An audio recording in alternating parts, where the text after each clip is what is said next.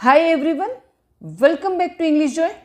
आज हम इस वीडियो में देखने वाले हैं सब्जेक्ट, वर्ब, ऑब्जेक्ट किसे कहते हैं और इसको कैसे पहचानेंगे वो देखेंगे।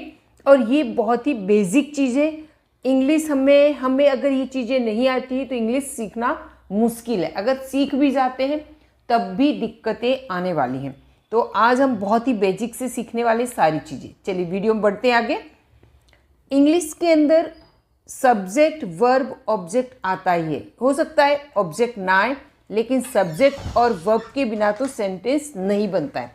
सब्जेक्ट कहीं ना कहीं आपको दिखेगा ही, डायरेक्ट इनडायरेक्टली। चलिए बढ़ते हैं वीडियो में। सबसे पहले सब्जेक्ट। सब्जेक्ट का अर्थ है कर्ता। कर्ता हम हिंदी में कहते हैं, इंग्लिश में हम इसे कहेंगे डूअर।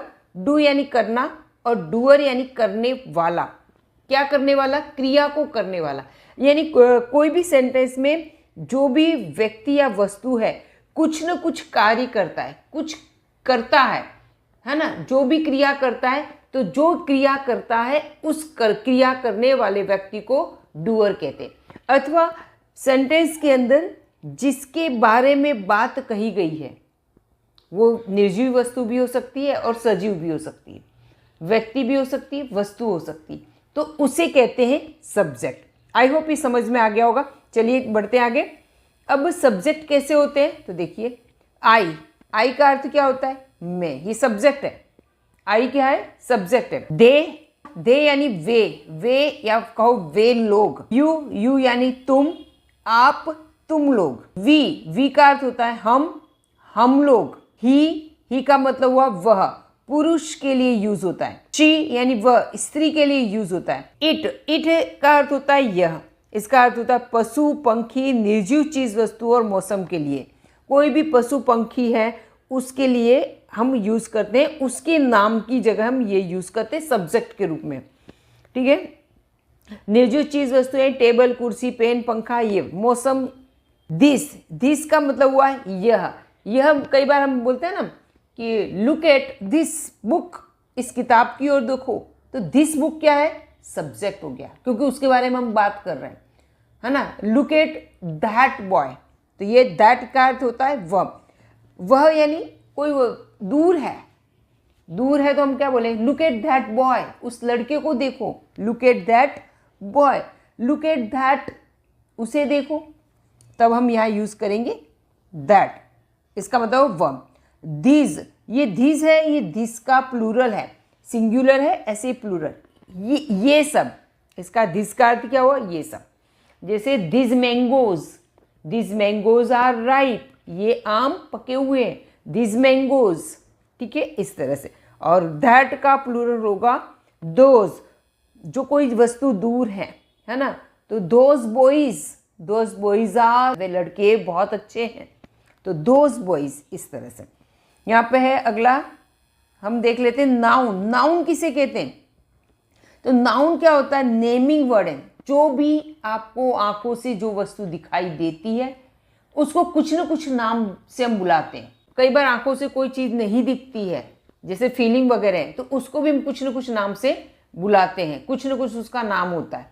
ठीक है। जैसे लव, वो दिखाई नहीं देता है, हेट दिखाई नहीं देता, ये चीज़ जो अंदर फीलिंग है, तो इस फीलिंग का हमने कुछ नाम दिया, तो उस फीलिंग को, उस चीज़ को जो नाम दिया है उसी को नाउन कहते हैं। मैं एकदम देसी भाषा में बताऊं ना, अपने को आँखों से जो भी चीज़ें दिखाई देती है उसका कुछ न कुछ नाम होता है।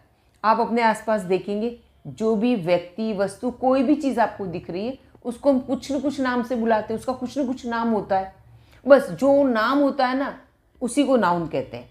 नाउन का अर्थ होता है नाम यानी संज्ञा, कोई भी नाम, कोई शहर का नाम, एनिमल्स का नाम। मैंने बता दिया, जो भी आपको दिखाई दे रहा है उसका, और नहीं दिखाई देता उसको कुछ न कुछ नाम से बुलाते हैं, वो नाउन। इसके एग्जाम्पल समझ में आ गया होगा। जैसे यहाँ है आयरन कहते हैं, मैंगो ट्री है, ट्री का नाम क्या है? मैंगो ट्री है। यहाँ पे है दिल्ली सिटी का नाम है।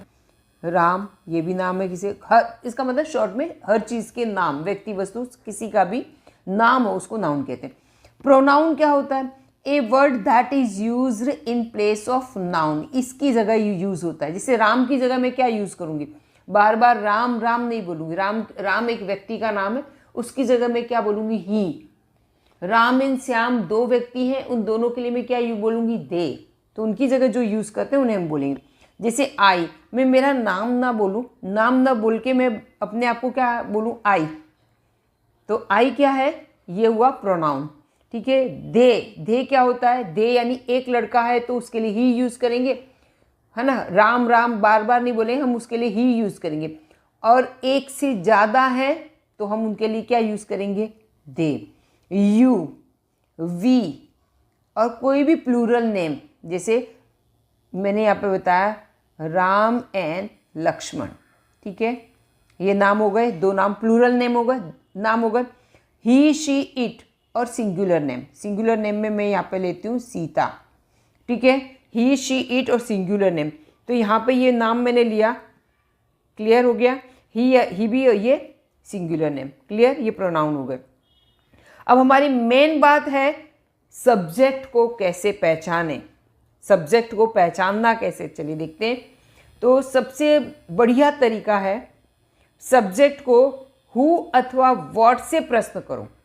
अगर कोई व्यक्ति है तो हु से प्रश्न करो, और वस्तु है तो व्हाट से करो। यहाँ पे एग्जाम्पल देखिए, आपको ज़्यादा समझ में आएगा। मैं पत्र लिखता हूँ, देखिए मैं पत्र लिखता हूँ, इसको इंग्लिश में क्या बोलेंगे, I write a letter. I write a letter, मैं पत्र लिखता हूँ। कौन पत्र लिखता है, मैंने क्या बोला, किससे प्रश्न करना है, हु से। कौन पत्र लिखता है, मैं लिखता हूँ। आंसर क्या है, मैं। तो मैं क्या हो गया, आई। तो इसमें आई क्या हो गया, आई क्या हो गया, सब्जेक्ट हो गया। ओके, ठीक है। ये फिल्म मज़ेदार है, ये फिल्म मज़ेदार है, क्या बोलेंगे उसको इंग्लिश में, this movie is interesting, this movie is interesting. तो ये मूवी इंटरेस्टिंग है। मैं इससे हु से प्रश्न नहीं हूँ, हु तो सजीव के लिए यूज़ होता है, व्हाट निर्जीव के लिए, तो व्हाट से प्रश्न करूँगी कि क्या ये मूवी इंटरेस्टिंग है, क्या इंटरेस्टिंग है, क्या इंटरेस्टिंग है। आंसर क्या मिला, फिल्म। फिल्म यानी दिस मूवी, तो सिर्फ मूवी नहीं आएगा, दिस मूवी, दिस मूवी ये हो गया सब्जेक्ट। इससे पहले ही हमने बताया है कि इस तरह से आप इसको क्वेश्चन करके भी कर सकते हो। आप इस तरह याद रखें, या फिर ये कहें कि इस सेंटेंस के अंदर किसके बारे में बात कही गई है, दिस मूवी। तो दिस मूवी क्या हो गया, सब्जेक्ट। अच्छा है, मैं पत्र लिखता हूँ, कौन कौन लिखने की क्रिया कौन करने वाला है, आई। कौन करने वाला है, आई। तो आई क्या हो गया, सब्जेक्ट हो गया। ठीक है, क्रिया को कौन कर रहा है, ठीक है, इस वाले में तो हम ये देख लेंगे क्रिया कौन कर रहा है, तो हमें पता चल जाएगा कि आई, मैं पत्र लिख रहा हूँ तो आई हो गया, तो आई सब्जेक्ट हो गया। ऐसे सेंटेंसेस के अंदर आपको पता करना है कि किसके बारे में बात की जाए, तो मूवी के बारे में। तो पूरा सिर्फ मूवी नहीं आएगा, दिस मूवी आएगा, राइट। एक तो ये बात, और दूसरी तरीका है कि हमने हु और व्हाट से क्वेश्चन करना है। आई होप ये समझ में आ गया हो। चलो एक एग्जाम्पल और ले लेते। पैसा कमाना आसान नहीं है, पैसा कमाना आसान नहीं, इंग्लिश में क्या बनाएंगे, earning money is not easy, earning money is not easy. अब इसमें हम पूछे क्या ईजी नहीं है, क्या ईजी नहीं है, तो आंसर क्या मिलेगा, अर्निंग मनी। क्या ईजी नहीं है, अर्निंग मनी, पैसा कमाना, तो अर्निंग मनी है, ये हो गया हमारा सब्जेक्ट। सब्जेक्ट को ढूंढना आ गया, समझ में आ गया। चलिए, जयपुर एक शहर है, क्या बोलेंगे इंग्लिश में, जयपुर इज अ सिटी। अब क्या है इसमें, सब्जेक्ट क्या है, तो वो हम देखेंगे। इसमें किसके बारे में बात कही गई है, जयपुर के बारे में। ठीक है, तो जयपुर क्या हो गया, सब्जेक्ट हो गया। क्लियर, जयपुर के बारे में बात कही गई है तो जयपुर हो गया सब्जेक्ट। अब वर्ब के बिना तो सेंटेंस बनता ही नहीं है, तो वर्ब को हमें बहुत अच्छे से तैयार करना है। अगर सेंटेंस में वर्ब नहीं है तो सेंटेंस ही नहीं होगा। आप समझ सकते हो सेंटेंस के अंदर वर्ब का कितना इंपॉर्टेंस है। अच्छा, तो अब देखते हैं वर्ब का मीनिंग क्या होता है। वर्ब का अर्थ होता है क्रिया। क्या होता है, क्रिया, यानी कार्य, कार्य करना होता है ना।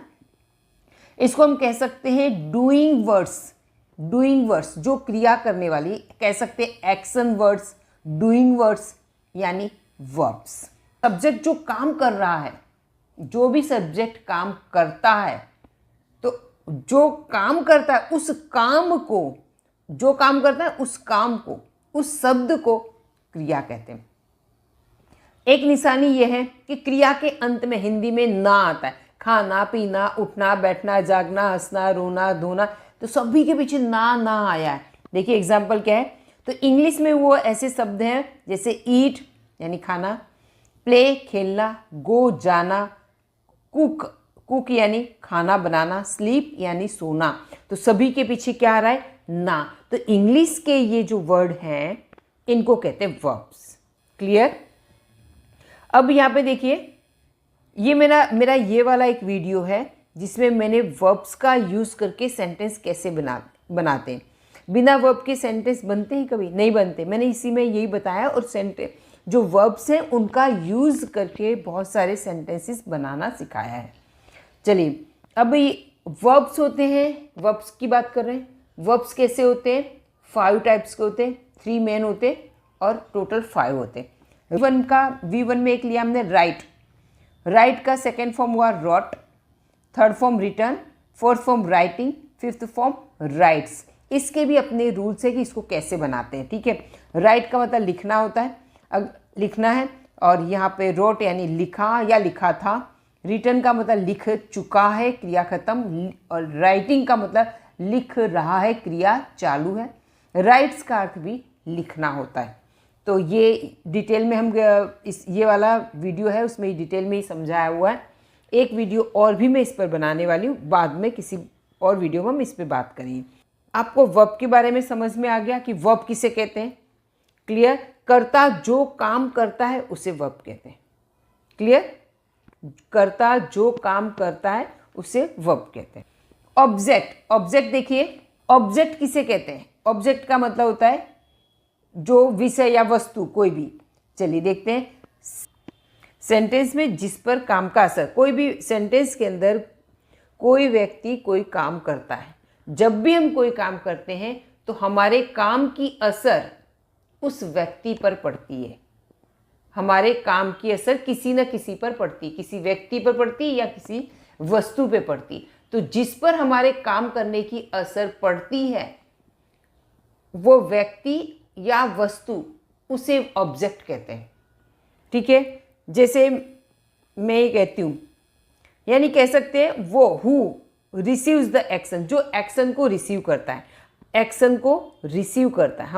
हमारा जो भी एक्शन है उसको जो रिसीव करता है उसको कहते हैं। एग्जाम्पल देख लेते हैं इसके लिए, एग्जाम्पल से ज़्यादा समझ में आएगा। मैं मेरे देश से प्यार करती हूँ, तो मेरा प्यार कौन रिसीव कर रहा है, मेरा देश। मैं किससे प्यार करती हूँ, मेरे देश से। तो मेरे प्यार को रिसीव करने वाला कौन है, मेरा देश। तो मेरा देश क्या हो गया, रिसीवर हो गया। मेरा जो एक्शन है वो मेरे एक्शन से किसको असर हो रही है, मेरे देश को।